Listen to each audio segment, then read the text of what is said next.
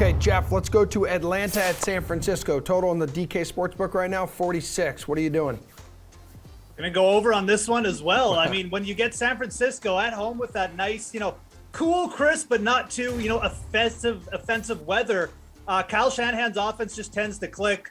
13-9 at hitting overs over the last 3 years. They're 4-2 at hitting overs at home this year. And look, I mean, it's the Atlanta defense. I think San Francisco is going to put up 30 plus here. So really, what do we need? Matt Ryan to get in the end zone like maybe once here to get our over. I think that'll happen. I'm not quite as enthused about this just because I trust Atlanta even less than those guys trust Seattle, but I still would lean over here. I think the game environment and just the way San Francisco can also just play really loose on defense when they get ahead. I like the pace these two teams play at, and I like the fact that San Francisco is really good on offense at home, so I'm going to take the over here too. Pearce, which way are you leaning?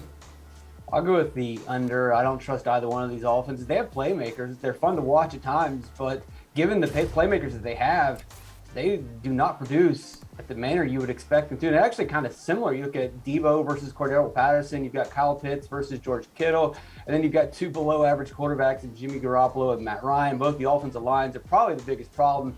That are below average in run blocking and below average in pass blocking. The real difference maker would be Eli Mitchell. If Mitchell plays in this game, maybe I would consider going with the over. San Francisco clearly has the upside. I just do not see Atlanta putting points on the board against the San Francisco defense at San Francisco. Okay, Steve, what you want here, dude? Yeah, so this opened up at 45 originally. It's kind of bounced all over the place. Now it's up to 46. I don't hate this number here.